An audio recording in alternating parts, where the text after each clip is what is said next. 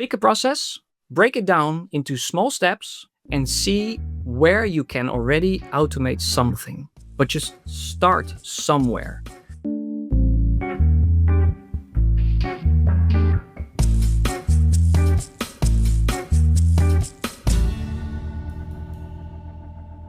Hi, everyone. Welcome back to another Matt Talks Hospitality. And this week, I wanted to talk to one of my favorite Dutch hoteliers, Maurits Bots, who's joining us from WestCord Hotels. Maurits, thank you for joining us today. Thank you, Matt, so much for having me. Can you share some of your background? Because you've had an interesting background to get to where you are today. Yeah. So I've done my hotel school in The Hague. The good one one. and only. Yeah. The Hague is where I studied as well. I went to London in the assumption that everything happens in London. So I did a traineeship as a duty manager in a hotel of an Italian chain, Jolly Hotels, which just was acquired by NH, Spanish. So my first exciting experience was the whole cross-cultural management traineeship to understand how Italians and Spanish people do not think alike, do not work alike, and then being the Dutch guy, coincidentally, because the hotels of the NH headquarters was in the Netherlands, I was presumed to be one of those spies to come and check if the brand standards were in order and all that. In 2009, a few of those banks fell over, and that ended.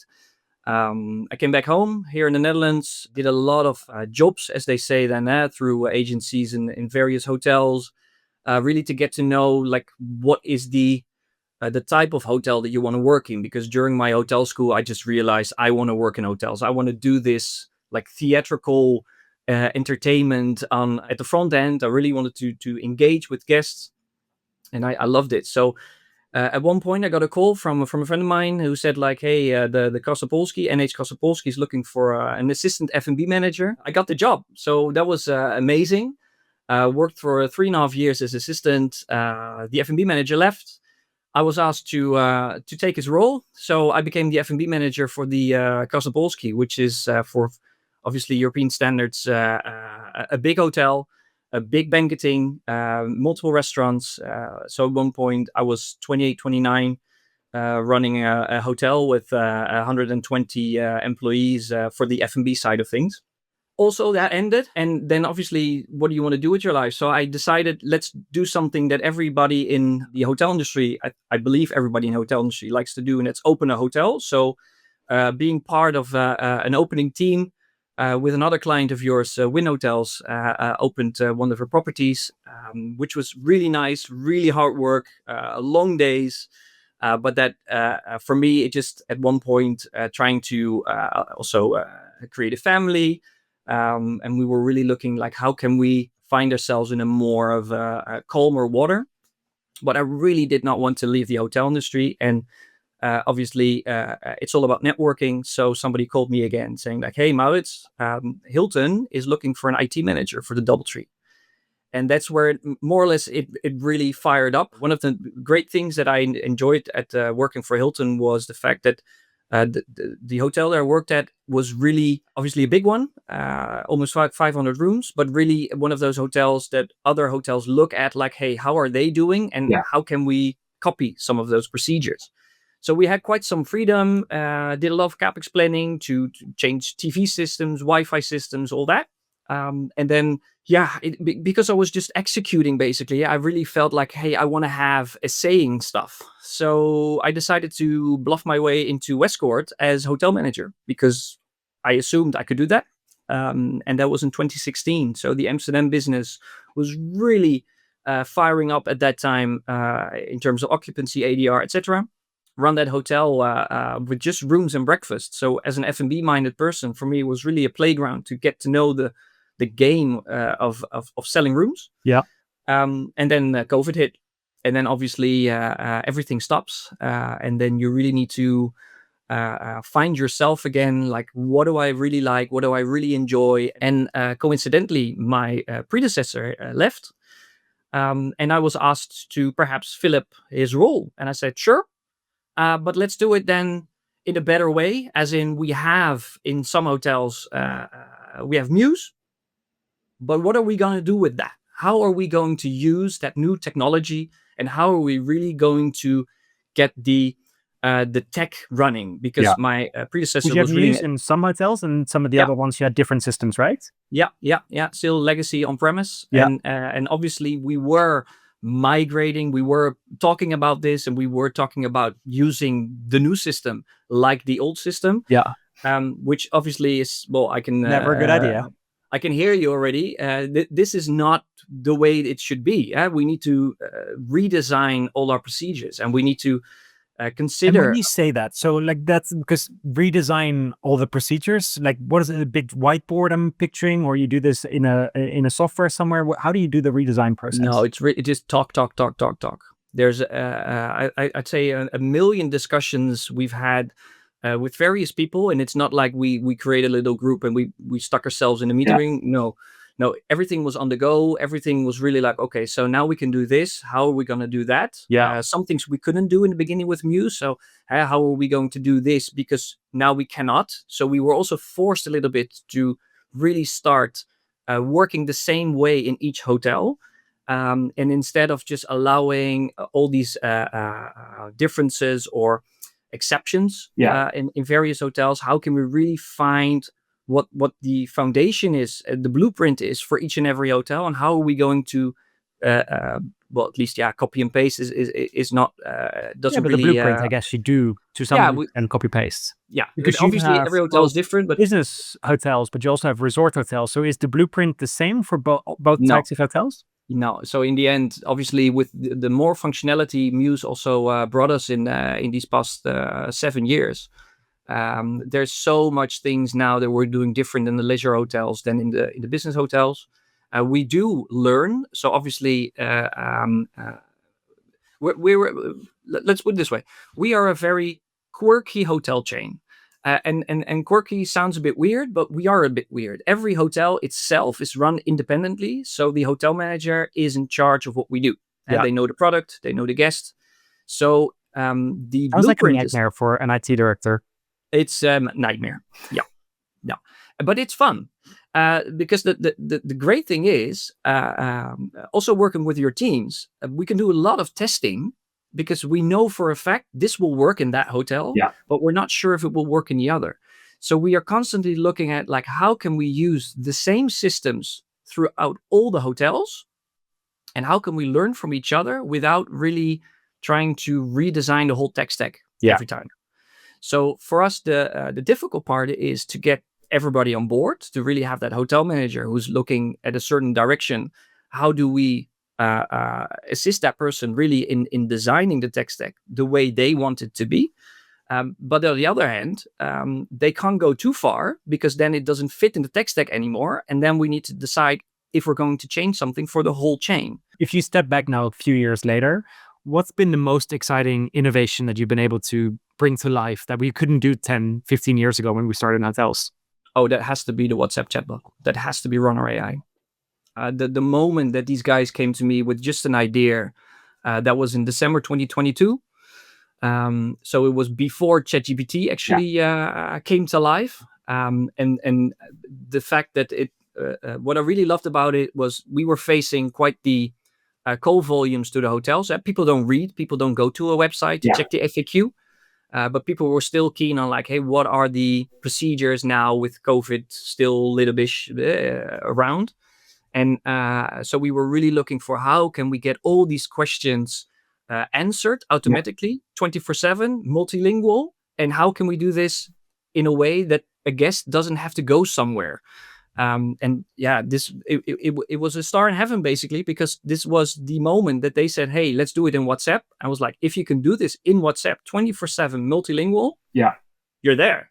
As an IT director covering so many hotels, how do you build a return on investment for a Runner AI, like that a software that we didn't previously have? So I'm thinking, well, we managed without it. So why would we buy something in addition? So how do you calculate what the return on investment is on a new software buying a new category?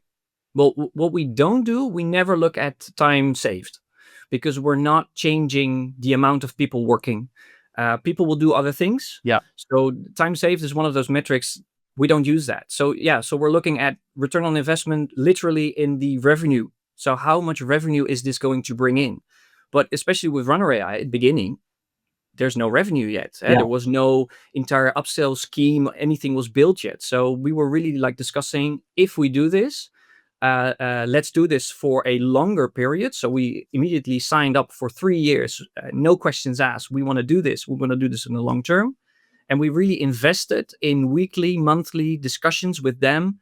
How is this evolving? How many conversations are we having? How many questions are we answering automatically? How many conversations are we having? And then obviously constantly reviewing at the desk with guests, just face to face. How did you enjoy this conversation with the chatbot? But also reviews. Obviously, we checked and double checked every month all the reviews coming in. If there's any mentioning, be it positive, be it negative.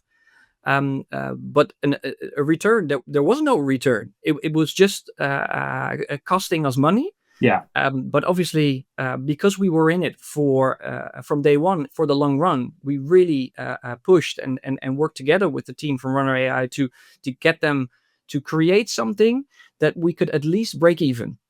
That was the you first goal. mentioned that you want to drive revenue. Does Runner bring new revenue to you in some way, and how does that work? Very simple. If you don't book breakfast, and we find breakfast really, really important. Some of our hotels are including breakfast concept, but others are not. So if you booked without breakfast, we will just ask you if you want to have breakfast. And if you do, it books it straight away into Mews. So there's no receptionist having to do something. That is so good. And I was that last was week in a hotel in Spain, not a Mews hotel. And I got to the breakfast room and they sent me right back to the reception desk to add breakfast to my reservation. It was so painful. Can't have that. Yeah, that's awful. And obviously the guest experience, at least the way that we consider the guest experience to be, is that automation has to be there, but it has to be under the hood. So the moment that you realize that you're talking to a chatbot, you need to know also the fact that you need to be informed in advance that you're talking to a chatbot. And you need to be informed that if you say yes, it will book it automatically. And because of that, because trust is an enormous part of working with AI, we also decided very early on that the phone number that we're chatting with is the hotel phone number. So if there is a trust issue, you can call the number and the receptionist will answer. Nice. And that's also a choice, that we always have a receptionist answering the phone. And are you thinking of deploying voice AI in the future, or are you thinking, no, actually, when I call, I want to speak to a human? We have been discussing that before. At this moment, we are really going for a human being on the phone. So the moment that you have taken the time and energy to call us, then we will answer. Yeah. And you've centralized, or actually you say the hotels operate on their own. So you don't have a centralized call center where people call in, so they go to the individual hotel then? It's like I said, it's a bit quirky. We do have centralized offices too, actually. In Leeuwarden, there's our financial administration, our personnel administration, and online marketing. And in Amsterdam, we have a central office for distribution, IT, marketing, purchasing. So it is, we are scattered, but we're not in the hotels constantly, but we do have people in the hotel who run things. Yeah. So there's a lot of discussions. That was a great example of something you did well, but did you make any bad decisions as well in your career? Well, I think I'm fortunate to say I didn't really make any bad decisions myself, because everything goes in. It's always a team effort. But sure, there's situations that we now look back at and we're just like, should have, could have, I hope would have. it's not Mews. No, it's not Mews. No, obviously, everything in our tech stack is built around Mews. So for us, one of the few things that we always say with any integration is, does it work with Mews, but does it enrich Mews? Yeah. It needs to go two ways with everything. And some of the integrations, they're not two-way, so that's difficult now to work with. So we could just change certain integrations, sure. But then the question is, are you going to change it for something that does the same thing? Or are you going to change it for something that does more than that one same thing? And we've really discussed already a few months ago with the owners too, if we change the system, it needs to change for the better. It needs to change for a two-way enrichment of systems. It needs to provide a better guest experience or a better employee experience, obviously, because that's also a big part of the job. But it really needs to be more than just that one replacement, because everything obviously comes at a cost, and it's always the question: are you going to make more revenue by changing a certain system Yeah. if it does just the same thing? Probably not. Maybe yes, but then the question is, okay, how much more revenue are you going to bring in because of this and this feature? And that's difficult at times. Yeah, Yeah. absolutely. But yeah, what we do with every new integration that comes to our door and says like, hey, we can do this a lot better, we will look at things, and there's always more than one person looking at things, simply because we want to have that enrichment. So sure, I'm a big part of that, but also in terms of distribution, but e-commerce, online marketing, they're all part of that. Operations has a big say, and maybe even the most important person who's involved in deciding a yes or a no for any integration. Do we have a hotel where we can actually use this for a benefit, or are we just going to replace something? Yeah. And so we stopped just replacing something. We've really come to the point that if we do something, we discuss, we ensure. That takes quite a lot of time. There's no today discussion, tomorrow it's implementation. But we really try to find all these benefits, and also scope out the downside of things, because with a different system comes again training. There comes people needing to really understand, maybe change the process. So bring all that really into scope, and then decide like, okay, so what is the route then we're going to take? And we use you and your team a lot for like beta programs and things like, and it's because you've asked us to involve you. And so our team loves working with you. But why do you do it? That is not a distraction for the team to be in all of these trials for new features, etc. Sometimes, yeah, sure. Sometimes I've got hotels that say like, hey, maybe Yes. we'll skip this one and then let us know about the next one. But having 15 hotels, it's quite easy. There's always a hotel who's interested, and there's always a reason why a certain feature can work if it's made the way that we like it to be. Yeah. So, and I've always learned that if you want to change the world, you need to start changing it. So every beta and every inquiry you guys have about any aspect of Mews, if I can nudge a little bit on how you're going to build it towards how I perceive it to be built, that's a win. Yeah. I We hate have a people real who are voice just, in it, right? We take your yeah, feedback really seriously because you're full service, like high volume hotels. And if you say that it's right, then we're like, it feels like this is ready for like the general population to be rolled out. yeah, yeah. And it works really well. But it's terrible to have somebody just complain and not indicate how it could work. Yeah. And having 15 very different hotels, I can also specify why something would work or why it wouldn't work for this and this and this reason. Yeah. And then bringing that to life is just Nice. big fun. I don't know if you remember when I came for cross exposure at the Jakarta Hotel in Amsterdam. You took me to the housekeeping office and you sat me down for like an hour and a half with the housekeeper there. Do you remember that? Yeah. And then like 2 weeks ago, we announced the acquisition of FlexKeeping, and when we will send this out, that's probably 2 months by then. But and it was really from you bringing me into the hotel, allowing me to spend a day in the hotel and operations, and actually just seeing how much your housekeeper loved working with FlexKeeping, that I was like, I think there's something here. We need to go down that path. And I'm so thankful that you allowed me that time to just see what's happening out in the markets. You're welcome. Yeah, I believe I actually told you like you need to copy or buy this. I think So you did say that, and then like you triggered something in my head. obviously, there are so many things that we still do every day without technology in hotels. There's a lot of human touch involved, but every step of the way that we can provide more space for a human being to do the human thing, we should be doing that. Because you And said at the start of this conversation that you were looking for this theatrical experience, like you get excited yeah, about the theaters of hospitality. Do you find that your team at WestCord is living that dream now? I'd hope so. I'd hope. In some hotels, yes. Because obviously, as every hotel is doing their own independent thing, some hotels are quite strong in automation, like Hotel Jakarta. But other hotels are a little bit behind, or at least they don't have the need yet to start automating. Yeah.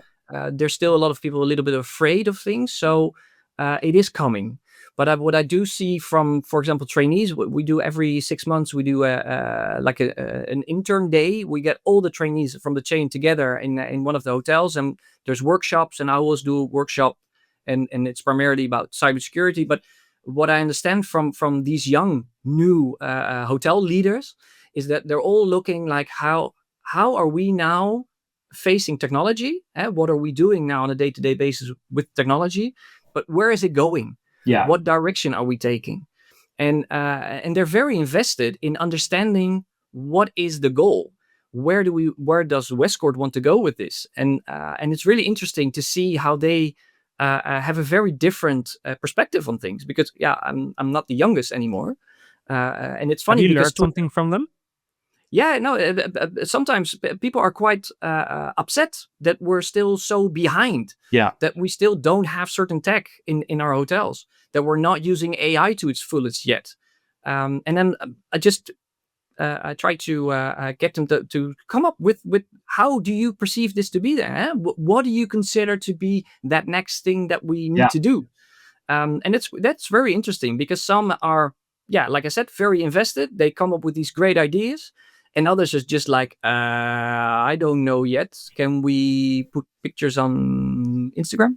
Yeah. So it is quite interesting to see how there's a whole generation that grew up with this technology as it being very normal, where you and we're still the cassette deck with a pencil, right? Yeah. We've struggled with technology. And it's very interesting to see how in some hotels, the teams are really invested in using all the tech, and they're all just constantly like asking me for new features. Can Mews already do this? Can Mews do that? Can FlexKeeping do this? Can I do that? Where other hotels are just like, FlexKeeping? Yeah. Let's not have a phone on the work floor, because that's we don't want people to be annoyed or distracted or And that's just so different in so many hotels still, unfortunately. But if we look back 10 years, everybody was working on-prem, doing their own thing, not talking to their software developers, not talking to their competitors even. And nowadays, that's what we do. That's how we learn. That's how we grow. And not just as a single hotel, but as a chain, as an industry, together with our partners in software development, like you. So do you think hospitality today is more human than it was 20 years ago? Absolutely. Yeah? Yeah, absolutely. I think the hospitality business is more human. The unfortunate part is that we have seen with COVID a lot of talent leaving the industry, and that's unfortunate. Why do you think that was? What was the reason why they left and why they didn't return? I think why they didn't return is because it is quite. I think for a big part, why people didn't return to hospitality is because of the hours. Having to work late evenings, night shifts, that's just difficult. Having a social life during COVID, obviously people wanted to have a social life and they couldn't. And then when they could, they opted for a more balance. 9 to 5 weekday kind of position. But we are now, and sure, I mean, COVID is 5 years ago. Thankfully. But we are seeing a new generation of trainees coming in that are really eager again, that are they have chosen this industry for the theatrics. They have chosen the industry to make a difference in somebody's life. And that's just really nice, because you can see that because of these new people coming in, and sure, we see them coming in every 6 months or so, the new trainees, and then some stick around and others leave. But you see that fire boiling up again, and you see people enjoying more that human interaction again, and using the technology that they have to deal with guests more. To really have that check-in conversation, like, hey, I see you've been here already a few times. What's your plan for this stay? And how can we make it even better? And that's, in the old days, with the old system, you'd be happy if your profiles were merged because somebody recognized your name. Like, if a hotelier is listening today that is not using a modern tech stack, that still has a server in the back office and is considering moving into the cloud, but has worries worries that their data will go missing, that it's going to be a problematic experience. How would you go about explaining to them that actually it can be done? And what would your advice be? Pick a process, break it down into small steps, and see where you can already automate something. But just start somewhere. Yeah. Don't make it big, make it small, make it really, really small. But for each and every step in each and every process, there is something to automate. Yeah. And it can be just an automatic export that converts into a different list or filters it down with things like Zapier or whatever. Yeah. There's so many things you can already do with on-premise, with legacy systems. But if you don't start now, then tomorrow your competitor has already done it. Yeah. And you will see this back in your revenue. You will see this in your teams because your employees will be like, yeah, I'm not going to work with this old system anymore. I've worked with Mews, for example, in my previous hotel for a few years. I didn't have to do this, and this. And now I come to this hotel. I need to do all these manual tasks again. I don't want to do that anymore.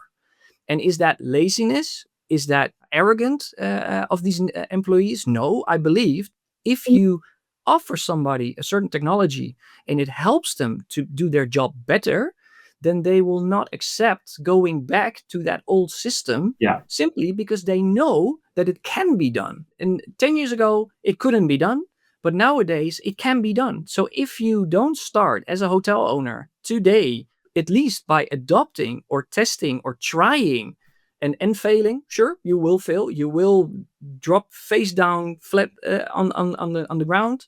But if you don't start now, then you will never get to that point where you are part of the group. Well said. I totally agree. And in that response, you mentioned Zapier, which is one of our most used integrations, but a lot of people have never heard of it. And it's this if this, then that tool, right? So it says, if this happens in the hotel, then connect with this tool to do this thing on the other side. What are some of the workflows that you've helped kind of create with Zapier at your hotels? Well, what we primarily use it for is the automatic creation of tasks. So somebody books a certain package, and then tasks need to be distributed throughout the hotel, just so that people don't forget, and it's done in time, and that nobody needs to manually create all those tasks. Because in some of our hotels, for example, a package has a bottle of champagne in the room, but also the room needs to be decorated. So there's a task for reception, there's a task for F&B, there's a task for housekeeping, and all these tasks, they're just created now. So the moment the reservation is made, the tasks are in, nobody has to think about it anymore. And all the people only have to do on the floor, they need to open their task list every day and just do what they have to do. Taking away, sure, a little bit of their ownership of the process, but the fact that somebody needs to check every reservation, that time is past. There is no reason to double check every reservation every day anymore because we can automate these things. You should automate these things. So freeing up a lot of time for this one individual to, I don't know, talk to people, just to have fun, interact with guests, instead of going through all these difficult motions of just, so I need to create a task and you need to think of, okay, so for when is this? What's the arrival date? What time? It takes a lot of cognitive load. Yeah, absolutely. And it's a very simple thing just to set up. So it's nice. It works amazing. Are you doing any exciting experiments at any of the hotels right now? We are actually now trying. Well, we're not trying actually because it works. We're using AI in our buildings to better regulate heating and cooling. How? Yeah, well, as the smart people, because I'm not really too sure on how, because obviously AI is a big black box, but the algorithm, it takes into consideration, obviously, use of space, how much heating and cooling is going in and out, what's the weather like outside. We're hoping Mews to join in soon to also getting the occupancy based on obviously rooms and spaces as a whole.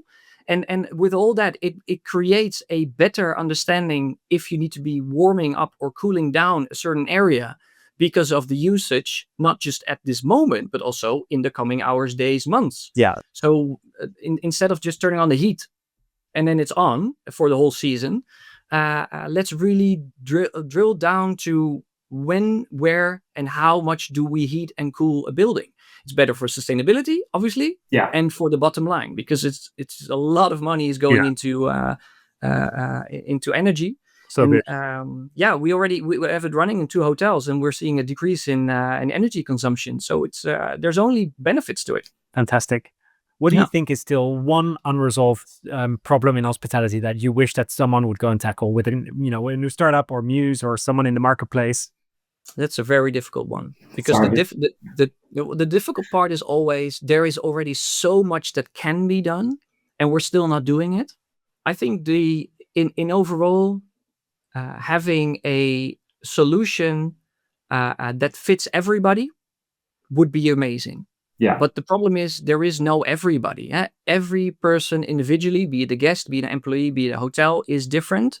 I'm perceiving perhaps that in 10, 15 years, we are so far advanced as human beings that your personal AI knows you fullest. Yeah.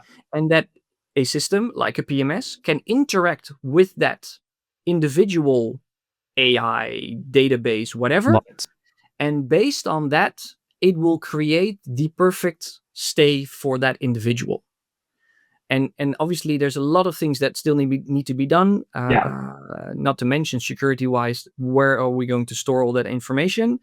But in essence, if you would have like a digital twin, that digital twin knows you the best and can interact with the PMS and really create the perfect stay, so that as a human, more or less everything has been handled, has been organized, keeping obviously the room for the human touch, because that's also the balance. When are we going to upsell you something that you are really not interested in? When are we going to give you an upgrade if we could have sold you the update? I mean, let's not over automate. Yeah. It needs to be the human in the loop. The human needs to be in charge. And that can be the human guest, but it also needs to be the human employee. And that's going to be a very interesting technology coming in the next years. And I think a lot of people are worried about it, but it's your choice to share information. And if you are willing to share, you can have great experiences in the future. If you're not willing to share, that's okay as well. I think as long as the choice is there, it's important. Yeah, I think we have to have that choice always. Because myself, I'm an individual. I want to control my choices. I want to know what the hotel knows of me. Yeah. I want to be able to toggle on or off. I want to be able to add interests myself. I want the hotel to know that I'm allergic to nuts, so that they don't put a bowl of nuts in my room when I arrive. Yeah. I want the hotel to understand I don't drink alcohol, or that I do drink alcohol. I mean, a few of those examples you've given yourself as well during these podcasts. If you travel with your dog and you want the hotel to know that you're traveling with your dog, then you make a note, right? I'm traveling with my dog. If you don't travel with your dog, you probably, or at least that's an assumption that I'm making, but you don't want to stay in a room that just had a dog in there. So every stay can be different. Every human being, every expectation can be different for each and every stay. And as a human, you need to be in charge of that flow of that information, what is shared, what is done, etc. And as a last question, so what's the future of your role, the role of someone who runs IT across a portfolio of hotels? Is that role growing, or will it shrink over time? No. Well, for the coming 15 years, I'm set, because there's so much more coming in terms of tech. Obviously, in 25 years ago, almost nothing was technology other than the check-in system. But now I'm dealing with payment providers. I'm dealing with elevator services because they're Wi-Fi operated. And I'm dealing with camera systems. I'm dealing with lock vendors. I'm dealing with what have you, everything. And there's so much more just coming now to tech. My colleague and I, we joke about the fact we're waiting on the moment that housekeeping is going to call IT to change the toilet roll, because the toilet roll says through the Wi-Fi that the roll is out. I like that. We're going that way. Probably because there's a screen on there showing an ad for something, Yeah. or just to say like, hey, I'm out of paper. But there's more and more and more now becoming tech. And I think for the role itself as an IT director, it's really about culture. It's about training, learning people to understand, over explaining why we're doing things. So to really get everybody on board, because that's for the shorter term, the biggest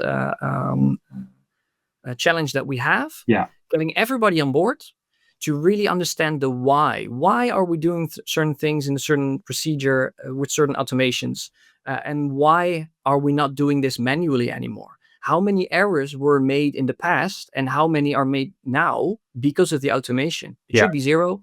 It's never zero, but over explaining, Yeah. really training people, learning them, educating them, and probably creating that culture of accepting, embracing the technology. Maurits, it sounds like we will be working together for the next 15 years at least, I which hope so. excites me because actually you're one of my favorite people. Whenever we have new ideas, we throw you away. And I love that you always grab it and you're like, let's test it out. And thank you for doing that. I know that it's not a given, and I really appreciate everything you do for Mews and the advocate that you are. And thank you for joining and sharing your experiences today. So thank you so much for having me.